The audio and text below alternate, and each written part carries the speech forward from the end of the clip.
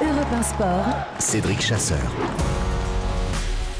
Bonsoir à tous, bienvenue dans Europe 1 Sport, ravi de vous retrouver avec une actualité encore dense. Ce soir, la Coupe du Monde est finie depuis 3 jours, mais rien ne s'arrête dans le monde du sport et notamment dans le monde du foot. Kylian Mbappé, un jour de vacances, il est déjà de retour à l'entraînement. C'est un cyborg, ils en ont fait un monstre les Argentins, mais est-ce que c'est bon pour lui, est-ce que c'est bon pour le joueur? On se posera la question dans quelques instants. On évoquera également un bilan qu'on n'a pas fait encore dans Europe 1 Sport, un bilan des relations entre la fédération, Noël Le Graët, et la ministre des Sports, Amélie Oudéa-Castéra, parce qu'on a vu qu'il y avait un peu de friture sur la ligne durant cette Coupe du Monde. Et dans cette première heure aussi, nous reviendrons sur la vente de l'Olympique Lyonnais à John Textor et à cette nouvelle mode depuis quelques mois, quelques années, des groupes multi-clubs qui possèdent 4, 5, 6 entités. Mais est-ce que c'est vraiment bon pour le foot? À partir de 21h, une grande page tennis. Nous aurons Gilles Moreton, le patron du tennis français, le président de la fédération, pour revenir sur l'annonce qui a été faite d'Ivan Lubicic, qui va prendre en main une grande partie du tennis français pour essayer de relancer. Est-ce que ça va marcher? On se posera la question avec nos invités aussi. On essaiera de se projeter également sur la saison 2023 que Daniil Medvedev espère évidemment d'un grand cru. Il sera également notre invité, le tennisman russe, plus français des Russes, qui parle un français vraiment parfait ou presque. Et à 21h45, nous rejoindrons Axel May du côté de Florence, puisque c'est là-bas que partira le Tour de France 2024. On l'a appris aujourd'hui. Nous serons d'ailleurs avec le président d'ASO, Christian Prudhomme. Et puis à partir de 22h, le retour du foot, le retour de nos débats foot avec un nouveau plateau, de nouveaux invités. On reviendra évidemment sur Kylian Mbappé, sur Lionel Messi, son retour. Est-ce qu'il s'annonce un peu brûlant, explosif au Paris Saint-Germain? Visiblement, il avait envie de prolonger. C'est en tout cas ce que dit le Parisien, qui annonce déjà des accords pour 1 an supplémentaire. L'équipe de France, la fin d'une ère. Lloris, Griezmann, Giroud doivent-ils revenir? Et puis, est-ce qu'il y aura un avant et un après pour l'arbitrage? Un avant et un après Coupe du Monde. On en parlera également avec nos invités. Notre premier plateau du soir avec, ici même dans ce studio, Philippe Doucet, bonsoir. Bonsoir Cédric. Programme très riche, vous l'avez vu. Oula. On a beaucoup de choses à dire. Rien ne s'arrête. Juan José Dorado, bonsoir. Buenas noches, Cédric. Ah, c'est bien, ça fait longtemps qu'on n'avait pas entendu le petit son espagnol comme ça. De cet accent-là, ça me va. De l'autre côté de l'Atlantique, c'est un peu dur à entendre. C'est un peu dur à entendre encore. Pour l'Argentine. Clément Pernia, c'est pas bien de balancer. Bonsoir. Bonsoir Cédric, bonsoir à tous. Ravi de vous retrouver. Et puis évidemment Alain Giresse. Bonsoir Alain. Bonsoir. Ravi de vous retrouver également avec un menu très très chargé que l'on va dévoiler tout de suite. Europe 1 Sport. tous les soirs à partir de 20h. C'est évidemment cette énorme surprise ce matin, quelle n'était pas ma surprise de voir Kylian Mbappé débarquer au corps des loges. Il a fêté ses 24 ans hier. Il a profité d'une journée de vacances, de repos. Est-ce qu'on peut appeler ça des vacances? Une journée de week-end pour Kylian Mbappé. Et alors, à peine rentré de la Coupe du Monde, une journée de repos, et hop, directement à l'entraînement. C'est une machine, Alain Giresse, ce Kylian Mbappé. Oui, mais attendez, prenons, comment dirais-je, son retour avec beaucoup de précautions et de ne pas parler de suite d'entraînement, de travail. Certainement, d'abord, il faut quand même resituer la Coupe du Monde. Il fallait se douter que, il y a appel à avoir les vacances habituelles après une compétition comme la Coupe du Monde, évidemment dans ce calendrier. Donc ça, c'est un fait acquis. Et en l'occurrence, Kylian qui vient, il vient retrouver son club, mais qui certainement va aménager sa reprise. Est-ce qu'il jouera le prochain match? Je ne sais pas, peut-être pas, mais en tout cas, il faut avoir tenu compte un petit peu de son état physique, son plan, mais également mentalement s'il a pas trop décroché. Mais je crois qu'il va y avoir un aménagement. Non, ne tombons pas dans le travers d'imaginer que ça y est, il est parti en train de galoper dans tous les coins du terrain à l'entraînement. C'est un retour en salle aujourd'hui, mais c'est vrai que Christophe Galtier avait donné son accord. On va l'écouter d'ailleurs au micro des médias du Paris Saint-Germain, parce qu'il y avait un match amical face à Quevilly-Rouen, remporté assez facilement d'ailleurs par le Paris Saint-Germain au centre d'entraînement du PSG, et l'entraîneur des joueurs parisiens s'est exprimé ensuite sur le retour de Kylian Mbappé. Très heureux de le voir. Kylian a fait un grand mondial. C'est aussi un signal fort pour tout le monde qu'un joueur qui a pu être déçu évidemment de ne pas lever le plus beau des trophées, même s'il a été élu meilleur buteur de cette Coupe du Monde, voilà, de venir très rapidement au contact du groupe et de se préparer pour les échéances qui arrivent. Évidemment qu'on est très très heureux de le voir. Il n'allait pas dire qu'il n'était pas content, Philippe Doucet, Christophe Galtier. Il est ravi de retrouver l'un de ses éléments phares, forts dans son effectif. Potentiellement, et pourquoi pas, il pourrait peut-être jouer quelques minutes face à Strasbourg mercredi prochain. On ne sait jamais, on ne sait plus d'ailleurs avec Kylian Mbappé. Mais est-ce que c'est vraiment bon pour le joueur ? Oui, on peut se poser la question. Maintenant, le joueur se connaît lui-même, et mieux que quiconque, et prend sa décision lui-même. C'est vrai que je comprends la circonspection d'Alain Giresse. On pourrait estimer que logiquement, il aurait dû prendre un peu de vacances, s'aérer au moins l'esprit, au moins moralement, parce que bon, on n'est pas exactement dans le côté exsangue comme on fait la Coupe du Monde en juin, où là, la saison a déjà duré depuis 11 mois et qu'on n'en peut plus. Là, c'est pas tout à fait la même situation, mais quand même, on se dit quand même que prendre un peu d'air, ça aurait pu être bien. Après, pour Galtier, c'est peut-être une bonne nouvelle parce qu'il n'aura pas Messi et Neymar. Ça paraît assez évident pour le premier match. Donc, il se dit peut-être, au moins que j'ai Mbappé sous la main, même sur le banc de touche, pour si vraiment ça se passe pas très très bien, parce que j'ai pas beaucoup d'attaquants quand même de cette valeur-là par ailleurs. Oui, c'est sûr qu'il va falloir gérer à la fois l'ego d'Mbappé et son physique. Ça va pas être facile. Ça va être pour Christophe Galtier, Clément Pernia, un sacré dilemme, parce qu'il va falloir qu'il le gère. Ils ont créé, je disais tout à l'heure, une espèce de machine, un cyborg, un Terminator, les Argentins, en gagnant cette Coupe du Monde. Mais même avant ce mondial, alors ça s'est amplifié évidemment avec le mondial et la dimension qu'a pris Mbappé, mais même avant ce mondial, c'est un joueur qui a toujours été à part, qui a décidé d'être un monstre, qui n'a jamais rien fait comme les autres. Et ça se voit sur le terrain de par ses prestations, et ça se voit aussi dans tous ses faits et gestes hors pelouse. C'est un gamin qui part à la chasse de tous les records, qui veut tout gagner tout le temps, qui veut reprendre quand il perd, qui ne laisse aucune place au temps. Et tu l'as si justement dit, il est rentré lundi, il a fait mardi son anniversaire, et mercredi, il est déjà sur la pelouse du Camp des Loges. C'est comme ça, c'est son état d'esprit, c'est un champion, c'est un guerrier. Et oui, on peut avoir un peu de prudence, comme Philippe et Alain l'ont dit, par rapport à l'état physique, par rapport à la configuration de la saison, par rapport à la situation du PSG et de la situation offensive du PSG. Mais Mbappé ne se pose pas toutes ces questions. Mbappé, il est revenu, il pense qu'à mettre 3 buts à Strasbourg dans 3 jours. Et lui, il n'en a rien à faire de tout ça. Et il va... Je pense que pour lui, cette défaite en finale de Coupe du Monde, c'est presque un mal pour un bien. Parce que là, il va vouloir aller tout chercher, tout gratter, montrer que c'est lui le meilleur du monde et c'est pas Messi, même si évidemment ils sont partenaires au PSG. Et on avait déjà un monstre, on a créé un super monstre. Oui, c'est ça. Et en plus, il se place, Juan José Dorado, presque dans une classe à part. On connaissait Cristiano Ronaldo, l'ego du joueur portugais, mais aussi cette capacité à toujours mettre son physique à haute intensité dans n'importe quelle situation, toujours parfait. Il y avait Messi, le style, peut-être un peu la nonchalance de temps en temps, mais il était lui aussi dans une autre catégorie. Mais là, la catégorie n'existe même pas finalement dans le monde du foot pour Kylian Mbappé. Alors, il y a deux choses. La première chose, vous avez raison quand vous parlez de Cristiano Ronaldo. Il a quitté le mondial, il est rentré à Madrid. Il est allé s'entraîner tout seul du côté des Valdebebas, de la cité sportive du Real Madrid. Alors, il y a cette lecture qui a fait Alain Giresse, il a tout à fait raison, mais j'en fais une autre aussi. C'est que quelque part, il est en train d'envoyer un message.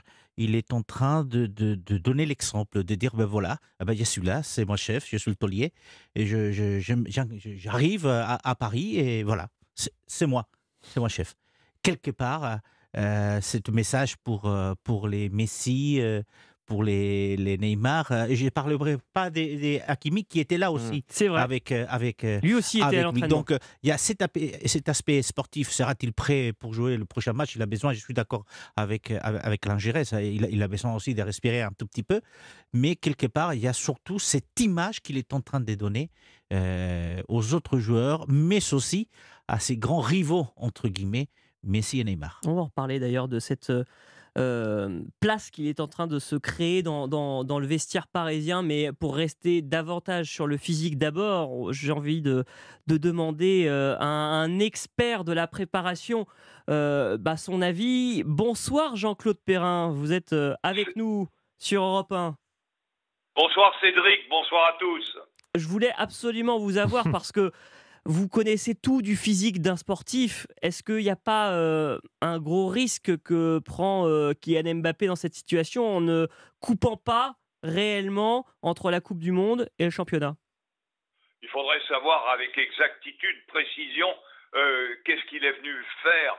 Peut-être il est venu s'allier quelques copains, dire bonjour, comme tout le monde. Il était présent à l'entraînement. Maintenant, il est passé par la salle, il a fait quelques mouvements, il est jeune, c'est tout à fait acceptable. Il a pris un bain, il s'est fait masser, c'est sa maison, il est content, c'est un homme jeune, il est heureux de refaire du sport. Maintenant, quitte à parler d'entraînement, je crois que Galtier s'aventure en pensant quand même qu'il peut peut-être le mettre contre Strasbourg. Oui. Le match va être très très difficile contre Strasbourg puisqu'ils sont 19e et ils n'ont qu'11 points. Donc il va falloir cravacher pour tout le monde. Si véritablement les informations que nous avons sont exactes et que ces garçons-là pensent à reprendre l'entraînement, moi je vais vous dire une chose, c'est déraisonnable. C'est déraisonnable parce que d'ici quelques semaines, on va apprendre qu'il y a un tendon, qu'il y a un ligament, qu'il y a une partie d'un muscle dont on n'avait pas vu l'aspect, qui va véritablement avoir des ennuis. Et les ennuis remontent en général, c'est pas la veille, c'est pas l'avant-veille qu'on est blessé, c'est avant. Et puis, il y a également la valeur psychologique. J'allais y venir. Mais oui, tu comprends Cédric, si jamais on oublie le côté psychologique, on oublie de penser à tous les paramètres des uns et des autres. Alors évidemment, le stade est notre maison, c'est là où on aime bien se retrouver, mais il faut de temps en temps couper son horizon, retrouver des bases, la famille, les habitudes, aller chercher son pain, promener ses enfants, etc. Donc, ce que l'on appelle ces bases, et c'est le bon sens qui le détermine. J'espère quand même que Mbappé, on va pas le voir avec des crampons demain. Sinon, j'ai envie qu'on y aille tous les deux pour leur dire non, c'est pas sérieux. On a un talent brut. Ne le pétez pas quand même, ne le pétez pas, même si on joue contre Strasbourg. Merci Jean-Claude Perrin. On passera le message. Vous savez quoi? On va découper l'antenne là qu'on vient de faire, les 3-4 minutes ensemble, et on va l'envoyer au Paris Saint-Germain directement. J'ai 2-3 mails, je devrais pouvoir retrouver ça et me débrouiller et faire passer le message. Cédric, je vais vous dire une chose. Hein. En 96, l'année où nous avons gagné la Coupe, Rai a fait 2 allers-retours au Brésil. Il en était le capitaine. Les matchs étaient très très importants. Jean-Michel Moutier a été le chercher à Roissy et il est arrivé, après 2 allers-retours, il est arrivé au camp des loges. On était sur les extérieurs du château, on faisait des 80, des 100, un travail assez éprouvant. Il faisait très froid et tout. Quand j'ai vu Rai arriver, quand je l'ai vu se mettre en short et en maillot, j'ai dit mais c'est pas possible. J'ai été voir Jean-Michel Moutier, je lui ai dit écoute, ce type-là on va le péter, interdis-lui, ramène-le à la maison, fais-lui prendre un grog, mais ne me le mets pas dans les pattes. J'ai été voir Rai, je lui ai dit écoutez, ça me paraît quand même anormal, vous avez fait le vol, etc. Bon, il m'a dit non. Je suis le capitaine de l'équipe, je veux faire l'entraînement avec l'équipe. Eh bien, tu vois, pendant tout l'entraînement, j'ai eu la trouille de blesser un type, même si j'ai reconnu très très rapidement sa force morale, l'exemple tout à l'heure, je crois que on a parlé de mouvements exemplaires sur les uns et les autres. Eh bien là, un gars comme Rai a montré que même dans la difficulté, même en limite même, il était capable de se mettre en short dans le froid. Il venait de Rio et puis de faire une séance. Je ne le recommande pas. Il m'a fait avoir peur pendant toute la séance. Bon, on va espérer que ça se passe bien aussi pour Kylian Mbappé. Merci Jean-Claude Perrin, merci d'avoir été avec nous sur Europe 1 dans Europe 1 Sport pour évoquer ce retour précipité de Kylian Mbappé avec le Paris Saint-Germain. Et c'est vrai, Philippe Doucet, il y a aussi quelque chose qu'il faut prendre en compte, c'est que Kylian Mbappé n'a pas encore connu une grave blessure. Il ne l'a pas eu, cette grave blessure que presque tout joueur de foot connaît dans sa carrière. Oui, pas encore, effectivement. On ne le souhaite pas d'ailleurs. Hein. Non, on ne le souhaite pas. Bon, en même temps, vous noterez que les grands professionnels, style Messi jouait tous les matchs. Hein. Tous les matchs jusqu'à... Allez, à partir de 30 ans, il a commencé de temps à autre à souffler. Et encore, parce que ses entraîneurs lui disaient. Mais il jouait absolument tous les matchs. Donc des machines, Ronaldo de même, des machines, on en a connu. Je veux dire, les ultra-professionnels de ce niveau-là, ils le font. Maintenant, ils n'échappent pas à des baisses de forme, ils n'échappent pas à quelques blessures de temps à autre. Et effectivement, une Formule 1 comme Mbappé, il faut forcément faire extraordinairement attention parce que sa puissance musculaire est telle qu'il ne faudrait pas évidemment que ça gâche la suite de sa carrière. On se rappelle de Ronaldo, le Brésilien, qui était sans doute le plus beau joueur qu'on ait vu, nous, pour notre génération. Oui. Le plus extraordinaire qu'on ait vu. Sauf qu'à 24 ans à peu près, il s'est cassé 2 fois de suite le genou et il n'a plus jamais été le même si avec 10 kilos de trop, il était encore exceptionnel.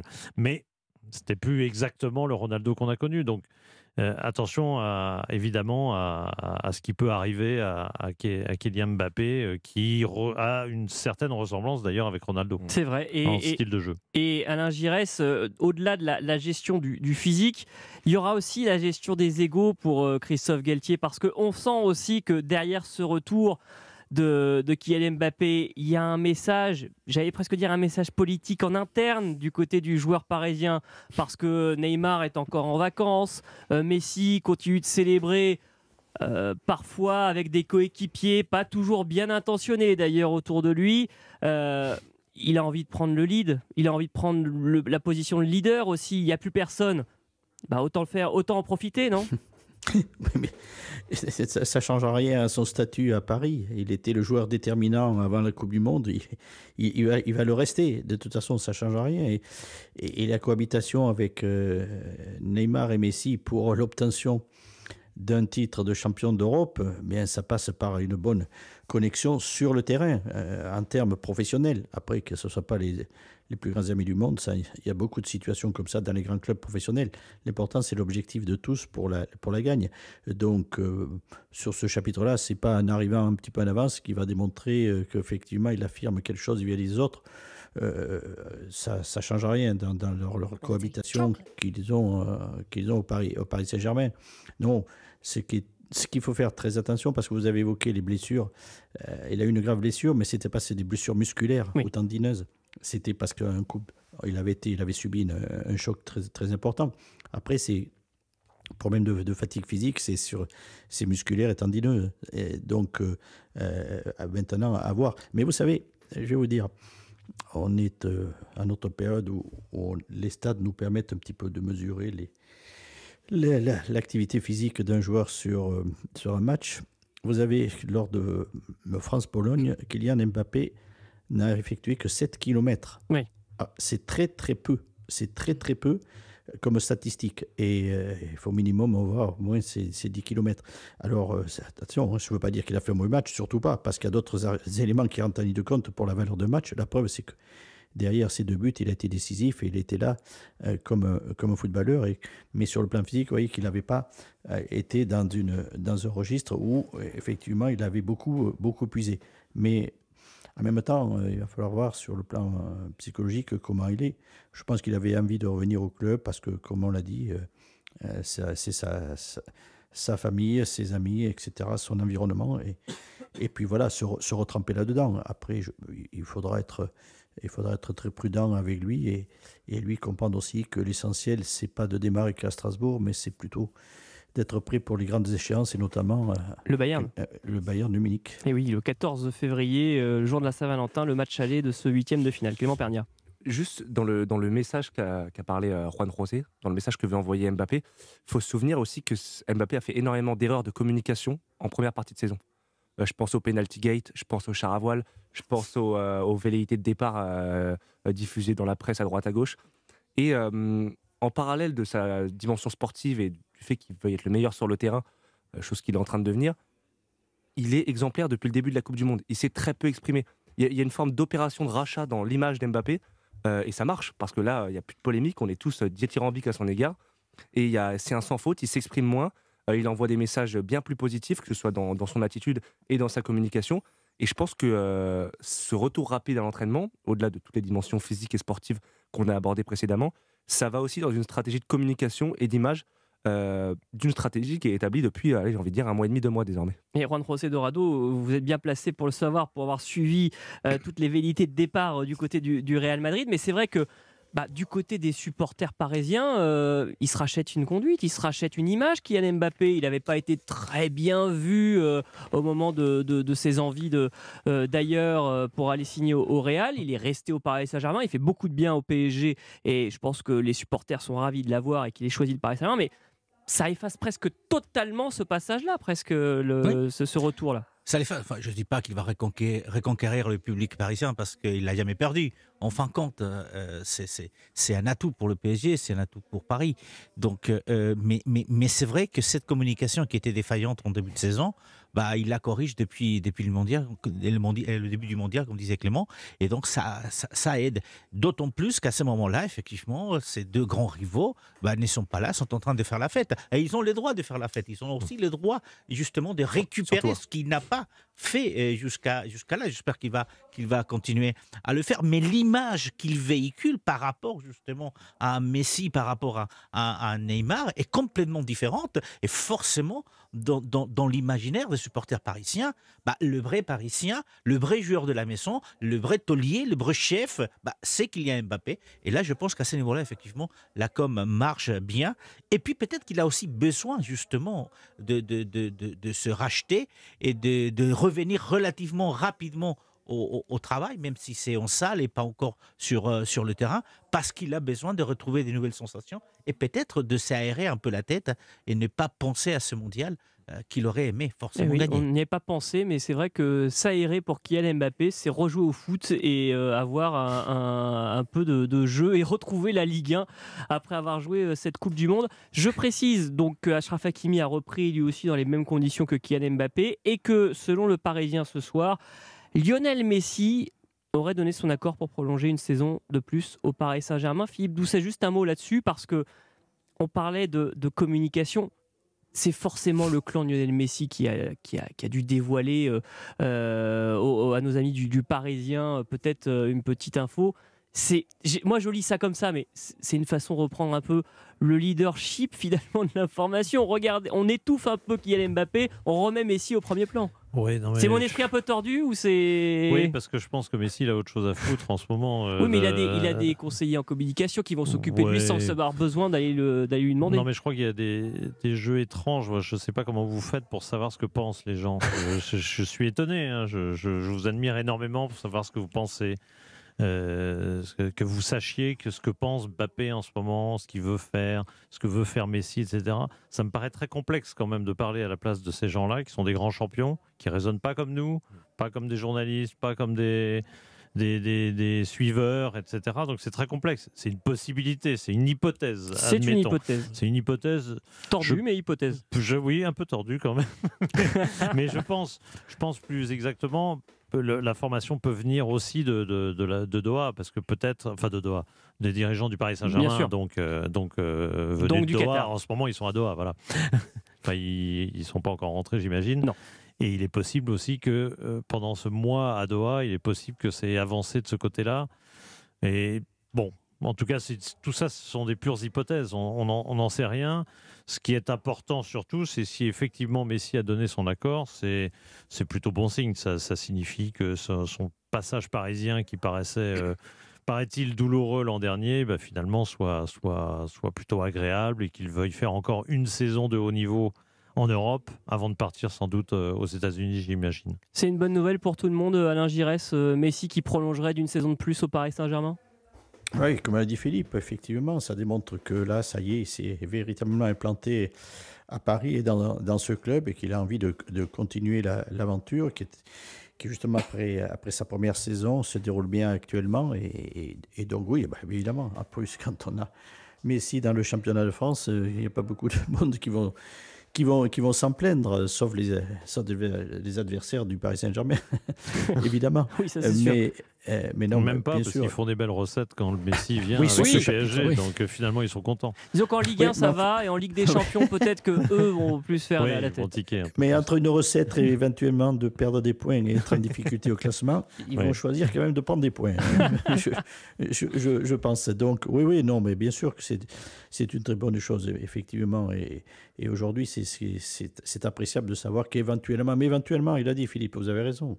Comment on peut savoir ce qu'il en est concrètement? En tout cas, si c'est le cas, ça serait une bonne chose. Et voilà pour Lionel Messi. On reparlera dans la dernière heure de cette émission de Kylian Mbappé, évidemment, et des célébrations de l'équipe d'Argentine, parce que je sais qu'elles ont fait beaucoup réagir ici en France, qui avait beaucoup rigolé de la mauvaise gestion de l'après-match de la Belgique il y a 4 ans et qui donne aussi un petit peu l'impression, à tort ou à raison, d'avoir un petit peu le seum par moment. Moi, le premier, j'ai eu un peu de mal à regarder un peu les célébrations argentines, mais il y a aussi de quoi peut-être être un peu plus critique du côté des Argentins. Europe 1 Sport, avec Cédric Chasseur. Avec les relations du foot français avec le gouvernement, ou plutôt les relations entre Noël Le Graët et Amélie Oudéa-Castéra. Parce que moi, je me souviens, avant le début de la compétition, que déjà, c'était assez frais en termes de relations, mais j'ai l'impression aussi que la Coupe du Monde n'a fait qu'accentuer ces problèmes de communication en communication, de prise de parole en prise de parole.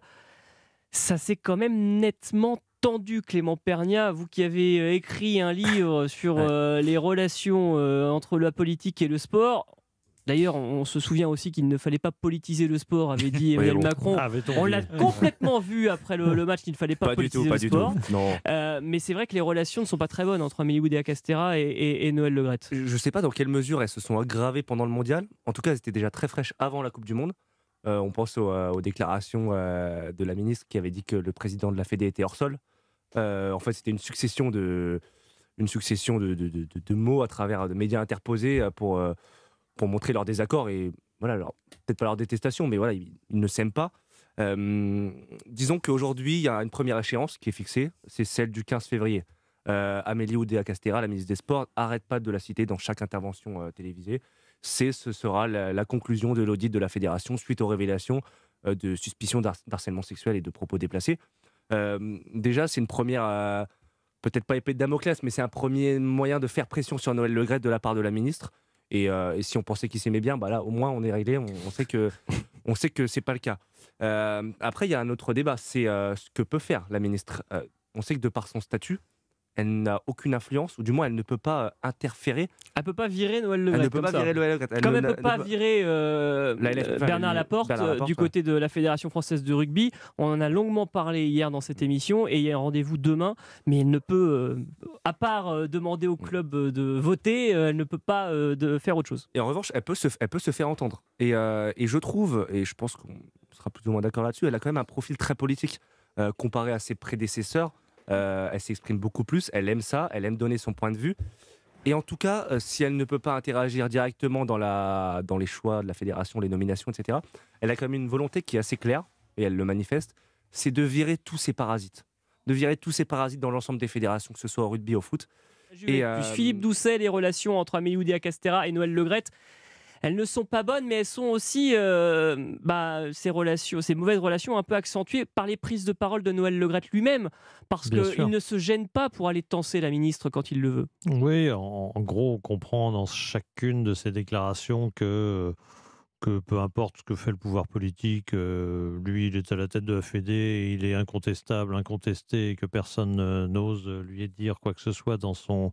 Il n'hésite pas à le dire quand il dit en janvier, je verrai Didier Deschamps, puis on décidera, etc. Il montre bien qu'il ne prétend ne rien craindre de la commission d'enquête et qu'il n'y aura aucun problème, etc. Il fait son timing comme s'il n'y avait aucune échéance devant, sauf l'échéance d'une campagne présidentielle à la Fédération dans 2 ans. Je crois que c'est après les JO. C'est après les JO 2024, décembre 2024, donc dans 2 ans et demi. Non, dans 2 ans. Dans 2 ans. Et voilà. Bon, après, la réalité, elle est évidemment pas celle-là. Il est évident que Noël Le Graët, le rapport peut être accablant et peut créer des dysfonctionnements importants du côté de la fédération, même si effectivement, fonctionnellement, la ministre ne peut pas dire « bon, je démets de ses fonctions le président de la fédération », elle ne peut pas le faire effectivement, mais il y a des manières quand même qui rendraient impossible le fait de maintenir Noël Le Graët. Et dans ce sens-là, le fait qu'il nomme un sélectionneur en janvier pourrait être à nouveau considéré comme vraiment un irrespect total de la part de Noël Le Graët de tout ce qui traîne autour de la fédération. Or, il a bien dit qu'il verrait Didier Deschamps en janvier. Bon, à suivre. Juan José Dorado. Je suis d'accord avec Philippe, elle ne peut pas virer, mais le pouvoir de nuisance de la ministre est énorme. Il y a un pouvoir de nuisance qui, effectivement, pourrait faire que les Graët ne puissent pas continuer à la tête de la fédération. Et puis, il y a une question qui se pose. Quel est le rôle du président de la République ? Lui qui est un ferveur supporter de l'équipe de France, est-ce que, si ce rapport, le 15 février, met à mal les Graët, va forcer, entre guillemets, le président à se mettre de côté, à se mettre de côté de sa ministre, justement pour forcer le départ de Le Graët. Alors, le fait, Deschamps, vous avez raison, qu'il soit nommé, oui, bon, je ne pense pas que le futur des Deschamps soit lié forcément à celui du président de la Fédé, mais ce qui est réel, c'est que ce pouvoir de nuisance du ministre des tutelles peut forcer la Fédé à changer de président, même s'il a laissé déjà entendre qu'il pourrait partir avant cette échéance de 2024. Bon, Alain Giresse, vous êtes retrouvé un petit peu au milieu de tout ça, finalement, quand vous êtes parti au Qatar avec d'un côté Noël Le Graët et de l'autre Amélie Oudéa-Castéra dans la tribune. Mais c'est vrai que c'est pas non plus très très bon, très très sain de vivre dans des tensions pareilles. Pour le foot français, même d'un point de vue global, ça donne pas une très très bonne image non plus, quoi. Au-delà de l'image, c'est le fonctionnement de la relation entre le ministère des Sports et une fédération, la fédération de football, et Noël Le Graët, son président. Évidemment, tout est lié à cet audit. Qu'est-ce qui va en sortir, effectivement ? Et c'est là que ça va être déterminant pour la suite de Noël Le Graët, parce que si c'est vraiment aussi accablant, comme elle a dit, je pense qu'il va subir la pression, et au-delà de la ministre des Sports, du président de la République, et qui va fatalement le mettre en difficulté, et que lui, certainement, il prendra lui-même la décision de prendre du recul, plus que du recul, avec à la place, au poste de président. Ça, c'est une évidence.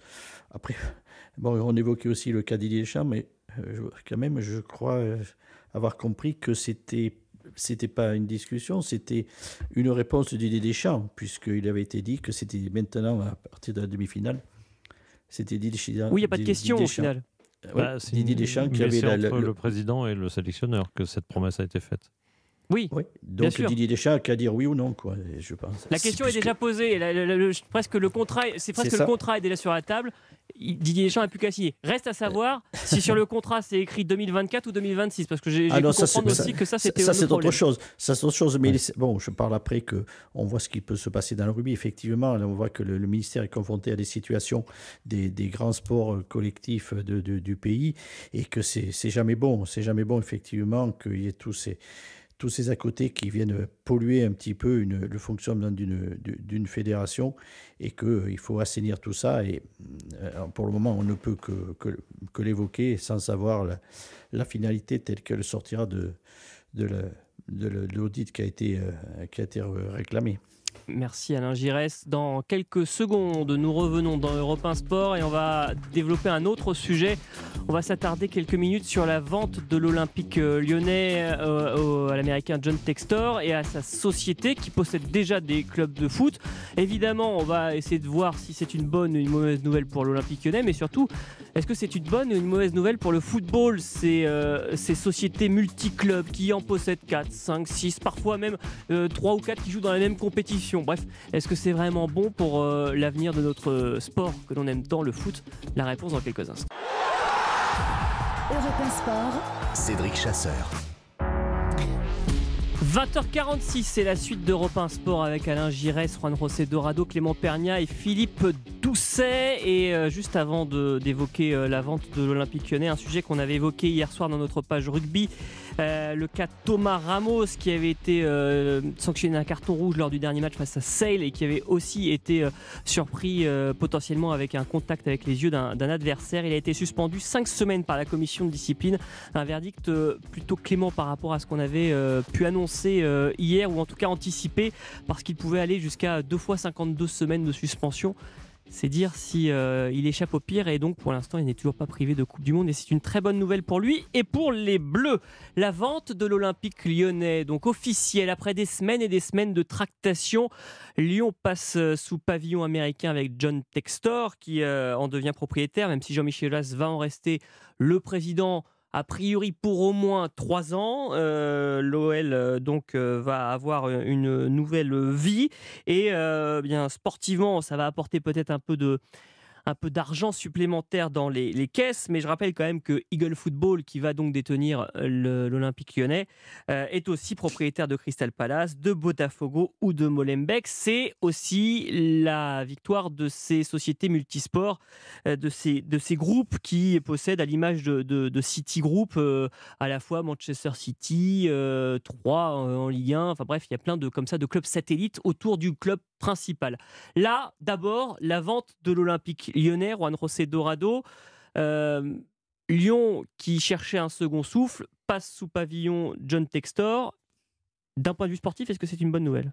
Alors, c'est une bonne nouvelle du point de vue financier et sportivement parlant. On verra dans quelques temps. Ce n'est pas parce qu'on a beaucoup d'argent que sportivement, il y a un résultat derrière. Sûr. Ça, c'est une réalité qu'on a déjà vu par le passé avec d'autres clubs. Alors, je préfère que ça soit avec une société qui a l'habitude de gérer des clubs, que ce soit de foot ou d'autres sports, à que ce soit une société qui est dans le numérique, qui est un fonds d'investissement, ou qui est dans la distribution et qui ne connaît rien au football et qui va dans cette niche-là aujourd'hui en France parce qu'elle pense que ça va rapporter de l'argent. Donc, le foot est fait de cette façon-là, que l'arrivée d'un nouveau investisseur du côté des Lions, moi je trouve que c'est intéressant, même si effectivement Lyon est paradoxalement quand même l'un des clubs qui était les mieux gérés du côté de la France. C'est vrai qu'ici vous avez des sociétés qui gèrent tous les clubs, ce qui n'est pas le cas, vous le savez, en Espagne, parce que le Real, le Barça et Bilbao sont des socios, donc il n'y a pas d'actionnaire. Mais a priori, je trouve que financièrement, ça va être intéressant. Maintenant, est-ce qu'on va être capable de transposer cet argent pour créer une belle équipe qu'on aurait dû avoir cette année et qu'on n'a pas eu? Laurent Blanc ne demande que ça, Philippe Doucet, de pouvoir avoir enfin peut-être des joueurs, un recrutement au mercato hivernal un peu plus intéressant et scintillant que ce qu'il n'a pu avoir depuis son arrivée. Mais c'est vrai qu'on se pose des questions aussi parce qu'il y a eu ça a tellement traîné en longueur cette vente qu'on se dit il y a anguille sous roche. Oui, mais il y a quand même des raisons. Il y a eu des recherches.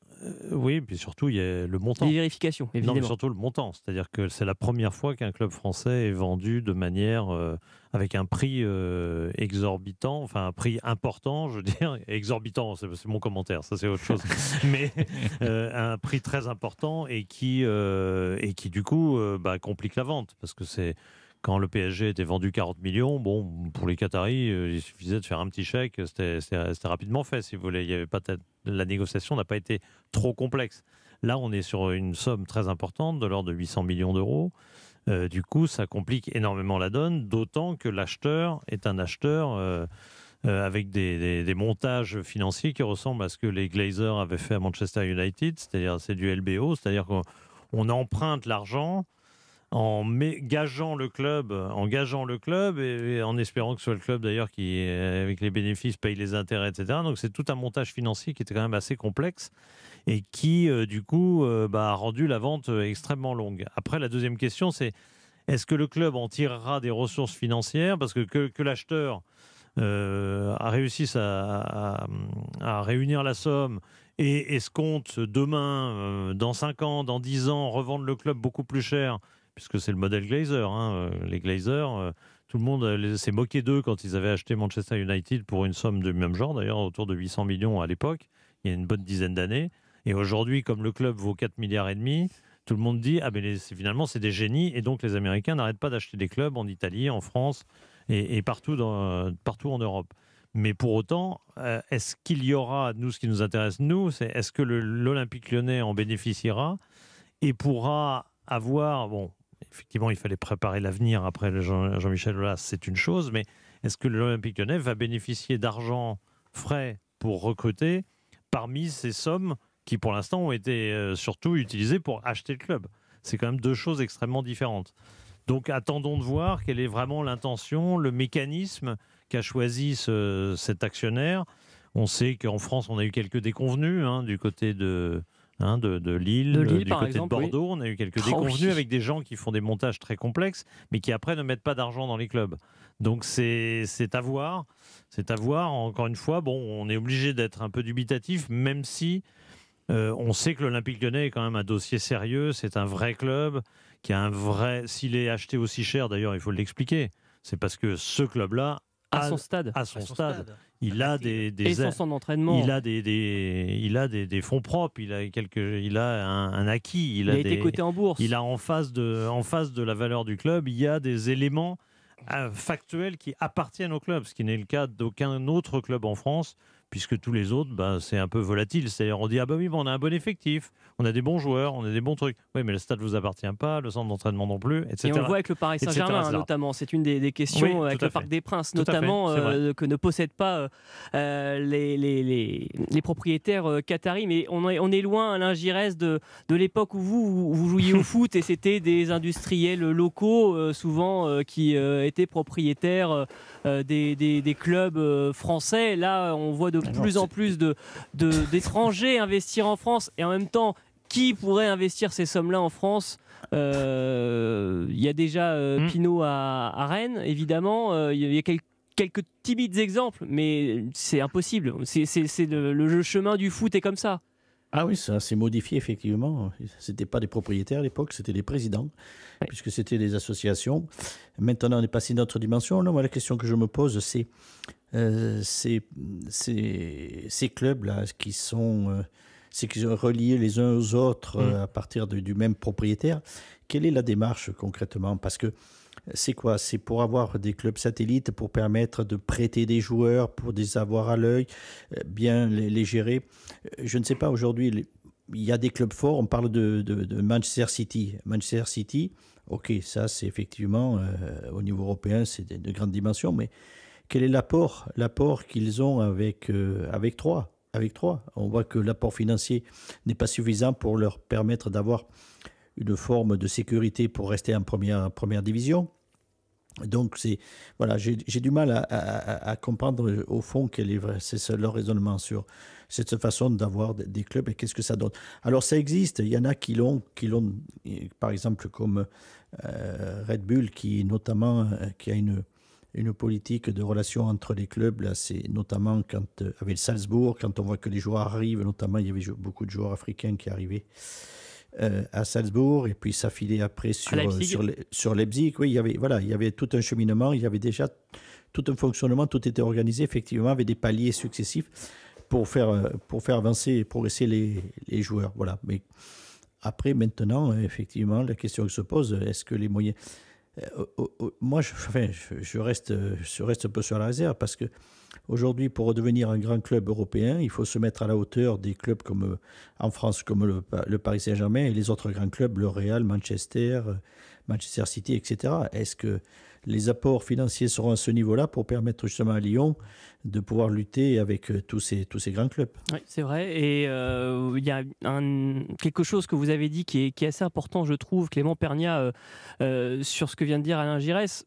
Est-ce que finalement, question un peu provocante évidemment, mais les propriétaires eux-mêmes ne sont pas en train de créer leur Super League? Parce qu'ils vont avoir leur club numéro 1, bien sûr, et ensuite leur club numéro 2, leur club numéro 3, et au final, c'est eux qui vont décider de la hiérarchie mondiale. Oui, alors effectivement, je ne l'avais pas vu comme ça, mais en tout cas, ça soulève une question, même deux, par rapport à la question que tu viens de poser, c'est que vont faire les instances, que vont faire la FIFA et l'UEFA, sachant qu'aujourd'hui, il y a une règle qui stipule que deux clubs qui appartiennent à un même propriétaire ne peuvent pas jouer une même compétition.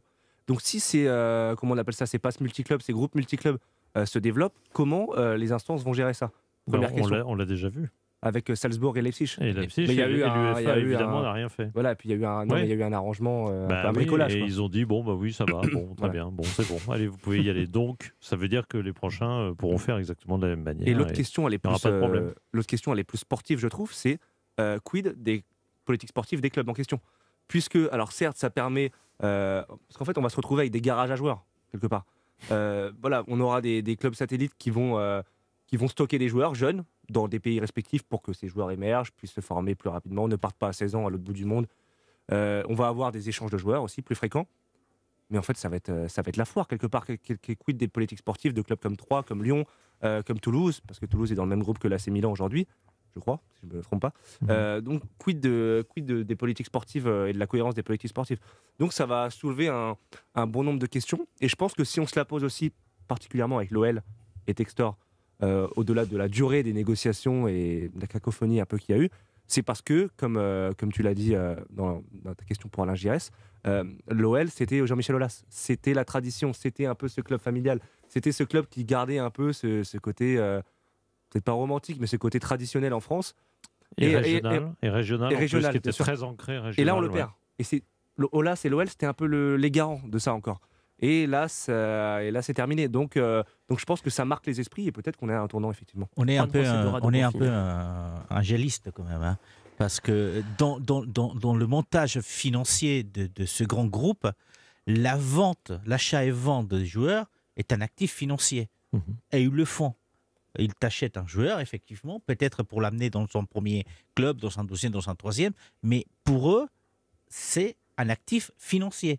Et donc, dans ce financement, les joueurs, et comme un stade, ça s'achète et ça se vend. Cela dit, les clubs de multipropriété n'ont pas inventé ça. Je veux dire, Chelsea, ça fait des années que Chelsea, sans avoir de club filial, a 50 joueurs prêtés par année. Enfin, entre 40, selon les années, entre 35 et 50 joueurs prêtés, et on sait que à droite, à gauche. La culture des joueurs prêtés va être aussi un peu dans l'œil du cyclone. On va aller regarder ça. Le vrai sujet, c'est là. Si on limite le nombre de joueurs par club, ce qui serait une mesure de bon sens, et le lendemain, tout le monde dira Manchester City, c'était des génies. Parce que comme ils ont 12 clubs ou 13 clubs maintenant, en fait, ils peuvent avoir des joueurs dans tous les clubs et les ramener chez eux dès qu'ils peuvent. Et c'est pareil si pour les prêts des joueurs, si on arrête de prêter, c'est pas grave. On fait un contrat dans un autre club et puis le jour si où on voudra faire le multipropriétaire, transfert, oui. Voilà, on aura devancé la loi en fait. Voilà, on aura été malin. Et on a un coup d'avance sur la loi. Merci messieurs, merci Alain Giresse, merci Philippe Doucet, merci Clément Pernia, merci Juan José Dorado. C'était passionnant et captivant de vous entendre parler de foot, mais aussi d'un peu de société dans cette première partie d'Europe 1 Sport.